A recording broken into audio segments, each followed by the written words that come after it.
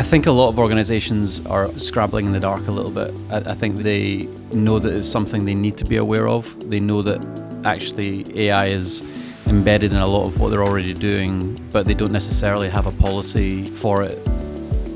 The point of having values is not to have something pretty that's framed on a wall. The point of having values is to have a filter through which you make strategic decisions. Christianity used to be outlawed, in inverted commas, in Silicon Valley. Right. It's now the new religion. Hi, welcome to the Global Missional AI podcast, where faith meets technology and where we explore how innovation can serve the kingdom of God. My name is Joshua Seale, and I serve as the Director of Global Missional AI. Our guest today is Gareth Russell, the CEO of Jersey Road, a communications agency specializing in helping Christian organizations navigate reputational management in our rapidly evolving digital landscape. Gareth brings critical insights about how artificial intelligence is fundamentally shaping and changing the way people discover and perceive ministries, and why most organizations are, in his words, scrambling in the dark when it comes to AI strategy. Here is a striking reality. Recent studies show that 61% of AI-generated content about organizational trust and values comes directly from the editorial sources, the very content that ministries create themselves. This means what you publish today directly feeds the large language models that people are increasingly turning to for information about your organization. In this new landscape, crisis communication, thought leadership, and authentic storytelling have never been more critical for the church. Gareth is also tracking fascinating demographic shifts that many ministries are missing. From surprising spiritual revival trends among younger generations to growing openness to Christianity in many of the most unexpected places like Silicon Valley, his agency helps organizations understand not just how to communicate with AI in mind, but who they're actually trying to reach in this changing world. Before we begin, a word from our partner, Glue. Glue is the technology platform for the faith ecosystem, providing value-aligned AI and comprehensive solutions for ministry leaders. As we'll hear today, having the right ethical framework for AI adoption is crucial for ministries wanting to steward this technology well. Visit gloo.com to learn more. And speaking of staying ahead in these crucial conversations, we're excited to announce our upcoming Global Missional AI London event on July 17th, where leaders like Gareth, Eric, and James will be gathering to explore the intersection of faith and artificial intelligence. If you're in the UK or Europe, this is an incredible opportunity to connect with pioneers who are shaping the future of ministry through technology. You can register and find out more at missional.ai. Let's dive into the conversation with Gareth Russell from Jersey Road. Hi, I'm Gareth Russell. I'm the CEO of Jersey Road. Artificial intelligence as a topic is obviously very diverse and broad, and for most people who are in the technical space, they're aware of the issues, but more and more ministries are beginning to think about embedding AI into what they do, and with that, they kind of have to have a perspective on the AI market itself.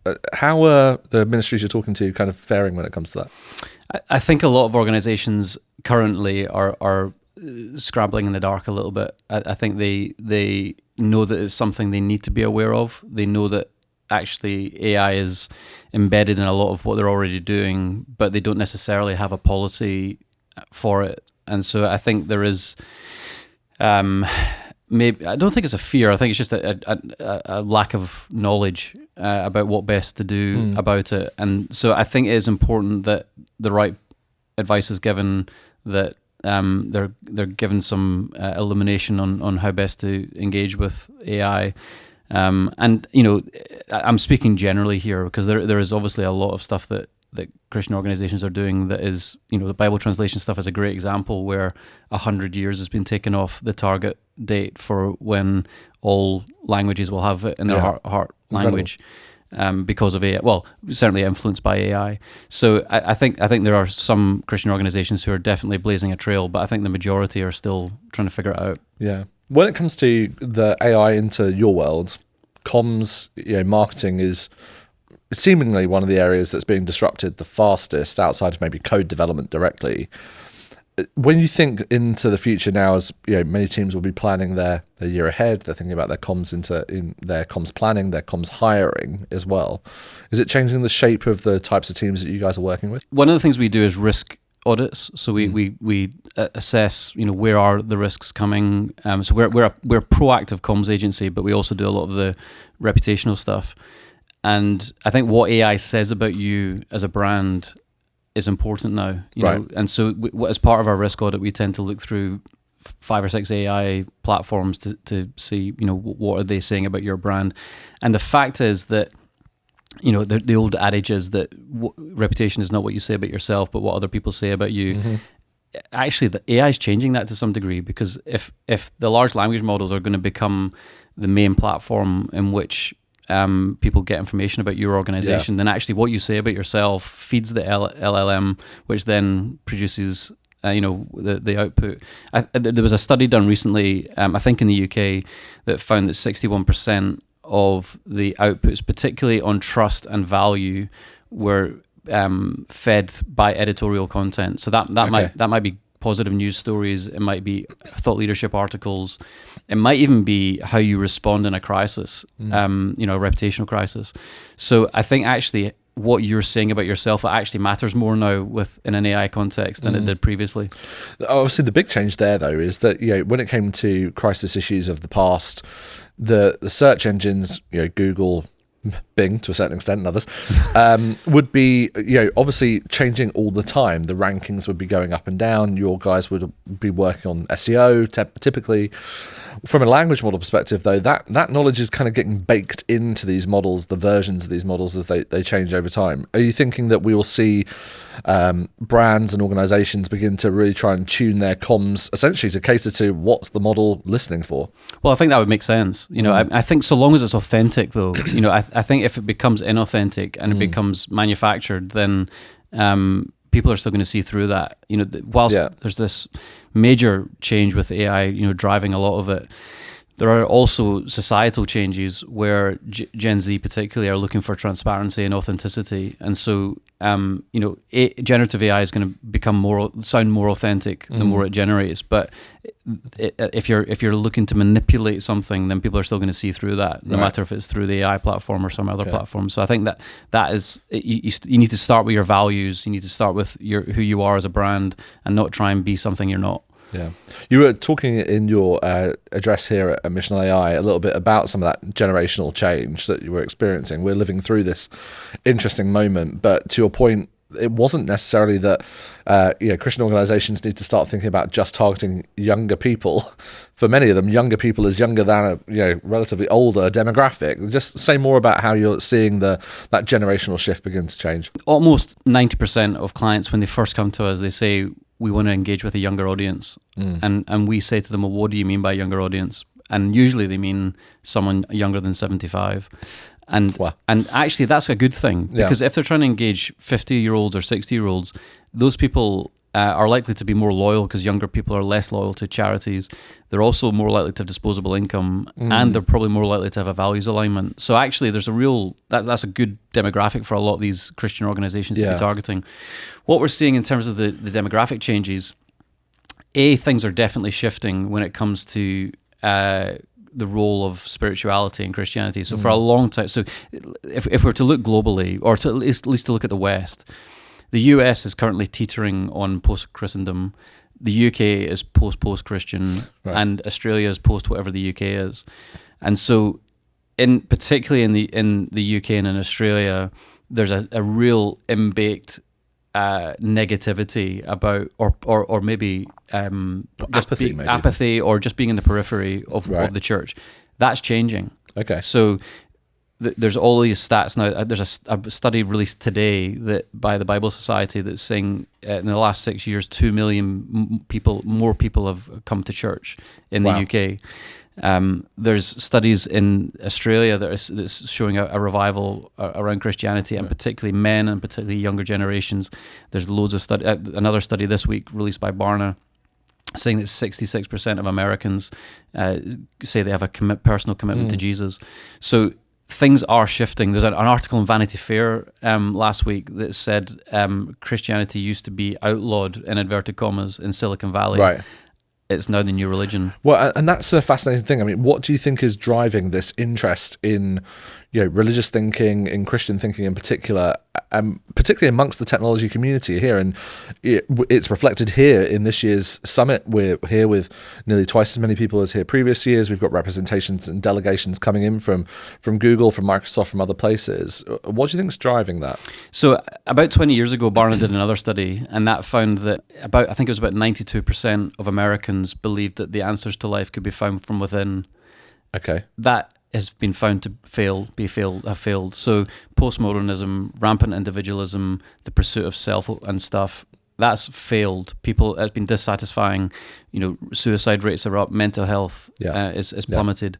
Loneliness, there's been a pandemic of loneliness. So people have realized that has failed. So they're now looking for something outside of themselves and it's not necessarily that they're looking to Christianity, although a lot are, but they're definitely looking to spirituality. And I think when you are in a post-Christian context, openness to spirituality is one step towards Jesus. I'd rather that they were open to anything spiritually than to nothing. Yeah. And actually, Mark Matlock talks a lot about that in his book, Faith for the Curious. He talks about, rather than convincing people of something when you're trying to get them over kind of an imaginary line of Christianity, it's taking them on a journey of discovery. And I think that's what's quite exciting just now, is that people are going on that journey of discovery. I spoke to a guy on Sunday at church. He came up to me, and he's actually an actor in the West End, and he said he was clearly not a Christian, and he was saying that he was trying not to swear at me a couple of times, and he was trying to use language that was more appropriate for a church setting.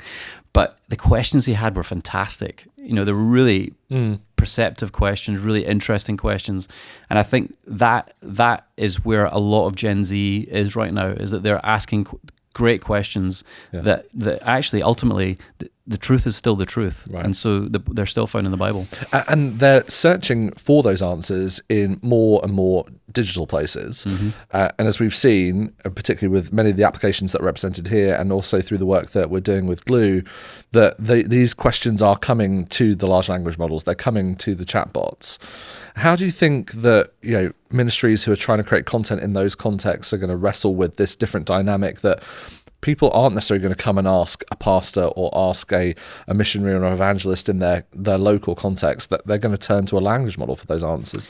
Yeah, I think it's going to be a shift. I suspect, and I don't know the answer to this, but I suspect that it will be an initial journey online that will still benefit from an in-person discipleship journey. So I think it's a bit like in the old school Billy Graham crusades. They used to come to a city, they would do the big event, which maybe that's the kind of large language model now, but then there was this sort of church, number of churches, a network of churches who would take the rest of them on a journey from a personal perspective.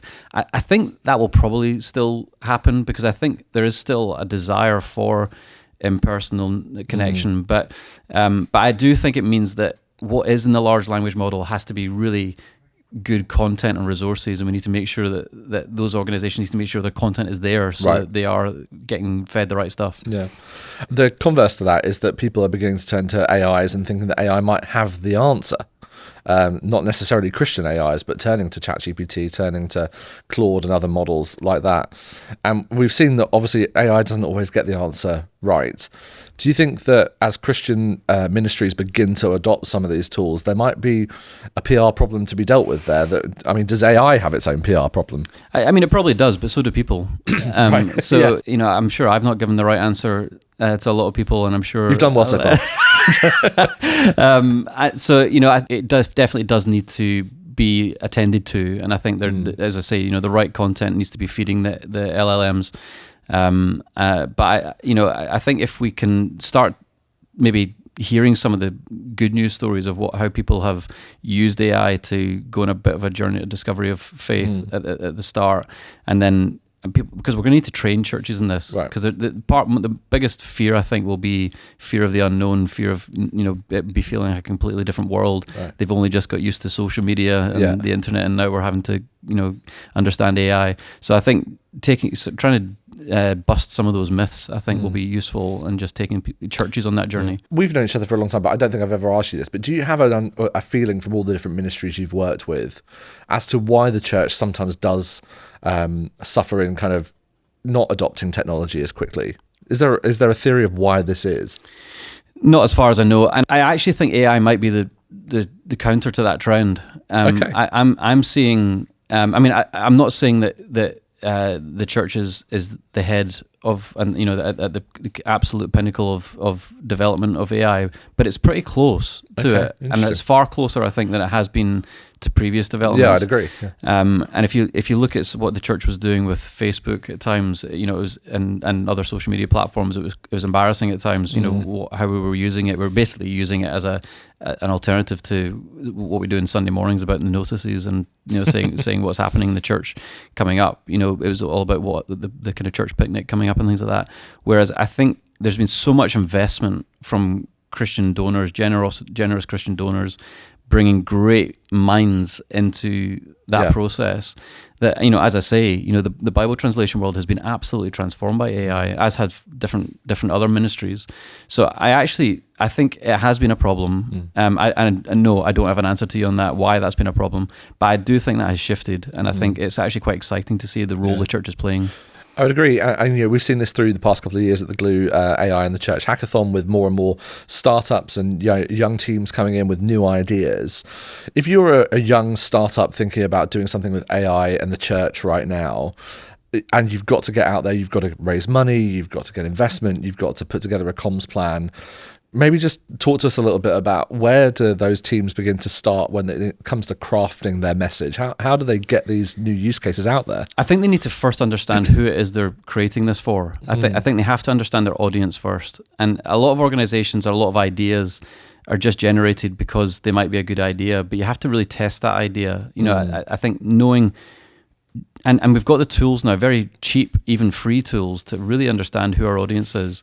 And if we're able to understand our audience, what are their pain points? Right. There was a talk done today where they're using AI, and I think in a chatbot in different countries of the world, like Mozambique, to say, what are your biggest fears? What are the things that keep you up at night? What are the things that you need to be aware of in your life, and what and so that's basically market research. And so if you're able to do that market research, you can then understand your audience. You can then from there develop messaging that should engage that audience. So don't start with the messaging, start with the audience, then move into the messaging, then move into the comms plan, and then you can present a very compelling case to whoever it is that's going to invest in it. Yeah, the power of these synthetic audiences and creating kind of artificial data about them seems like it's the evolution of like what we would call like the pen portrait or like the persona document, right? Exactly. And personas, have been that whole kind of process has been a bit overplayed, and people think it's an old-fashioned thing, but it's absolutely key. And too many organizations are doing too many things without thinking about their audience. They're just doing it because either they're desperate, right, and because money is tight and all that sort of stuff. But actually, what do your audience really want? And one of the points I was making in my talk at the Missional AI conference was, even if you're a Christian organization and you have a core audience that maybe have been supporting you for decades, in the last 6 years, because of the pandemic, because of political change, because of economic issues, because of war, a lot of people have changed in terms of their behaviors, their attitudes, the communications channels through which they receive things, and just their general attitude to life. So you need to not only understand your new audiences that you're trying to engage, you actually need to re-engage with your existing audience to really understand who they are. What do we see as those kind of broad attitudinal changes that have happened as a result of COVID, obviously the war in Ukraine and also in the Middle East? Has that really fundamentally shifted people's belief systems or ways they think about the world? Well, I think there's been the kind of algorithmic nature of the world. So so we've become tribal, even more so. We've always been tribal, and Seth Godin wrote his famous Tribes book, a number of years ago. But I think that's been intensified by the algorithmic nature of the world we live in now. And so we're less likely to bust out of our echo chambers and more likely to... So taking a UK example, which is maybe not great for US audiences, but... We had Brexit, so I can't remember how many years ago that was. Was it 7 years ago, 8 years ago? Something? Yeah, about that now. So if I looked at my social timeline, I would have been convinced it was going the other way in terms of the vote against Brexit. But I realize that I live in an echo chamber, and the algorithm of Facebook, the algorithm of Twitter or X, the algorithm of Instagram, it just really amplifies that. And so I think the intensity of feelings that maybe weren't given permission 10 years ago, 15 years ago, have people have been allowed to express those or allowed to embed those, sometimes healthily, sometimes unhealthily. But I think that is what has changed dramatically. And some people have become very skeptical about traditional media. Some people have become very skeptical about social media. And so the channels through which you communicate may not be relevant anymore because people are no longer on those channels. And do you think that's actually giving a rise to people being more willing to turn to artificial intelligence as a source of opinion or a source of meaning, because those traditional channels have broken down in some way? Yeah, possibly. I think it probably depends on what the individual's perception is of who's behind the AI. So I think there'll be some people who think that there are rogue states who are trying to mine their data or whatever behind these things. But I think it definitely will open up. Certainly for younger generations, I think it will. Yeah. The AI systems themselves have had a couple of PR crises in recent years. We've seen obviously change at the top and then change back in the form of Sam Altman at the top of OpenAI. We've obviously seen Elon Musk's takeover of X and now part of XAI. Obviously the changes within these organizations, they have reputational effects on the people that use them and the people that choose to align with those systems. How would you be advising right now the charities and the non-profits that you work with to think about which systems to align with, particularly when those systems themselves are exhibiting their own value set? You need to start with, again, where your audience is. So I think start trying to do some analysis of what platforms are your audience using and what are they not using. You then do need to do a values assessment. What goes into a values assessment? Well, you start with your own values, and I mean, most organizations have articulated their values. Some haven't, but some, most have articulated their values, and then you can do assessments to some degree. It's not that easy, but you can do assessments to some degree of the values that the platforms themselves have, and if they don't align, then don't. If you have to lose a channel, then lose it, because I think the point of having values is that they're a filter for action. And just to give you a very direct example of what we did, that this has nothing to do with AI, unfortunately, but we had a client who were completely inappropriate on a call once. They were racist on a call to one of our team, and we decided that obviously is against our values, and so we sacked our client. Wow. And they were our highest paying client, and we sacked them.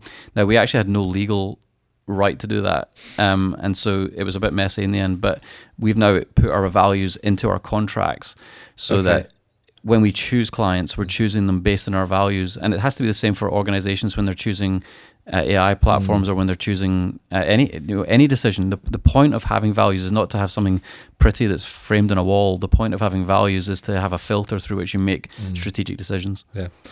To wrap up, we're looking into the future here this afternoon as we're thinking about what comes next in the space of AI, what comes next for these missional organizations. And to your point, we've seen a far faster adoption, I think, of AI than we have done in maybe previous technology revolutions, the web, the kind of obviously social media space. Is there any caution you would give to those ministries as they're beginning to prepare for the future, balancing the risk between that feeling of being left behind, but also maybe trying to move ahead of something that they don't fully understand? Yeah, absolutely. Because I think actually that a lot made that mistake with social media. They knew that they needed a Facebook page, but they didn't then know what to do with it. Right. So it was either dormant or the content wasn't fit for purpose. So I think take your time, make sure that start with your strategic objectives, and then build back from there. A comm strategy should always serve the overall strategy. It shouldn't go off and do its own thing. Yeah. So start with a strategic objective, then look at where the comms channels can serve that, and do your research. I think really understanding how do we get the most out. Again, took some people a long time to realize that Facebook, Instagram, and Twitter were different platforms, and they couldn't just copy and paste the same post into all of them. And so, look at what algorithmically works. What are people looking for when they're going onto those platforms, and then how does it serve the strategy? And I think if they can do that and they can justify it, then they can be a very effective tool. Gareth Russell from Jersey Ray, thanks so much. Thanks, James.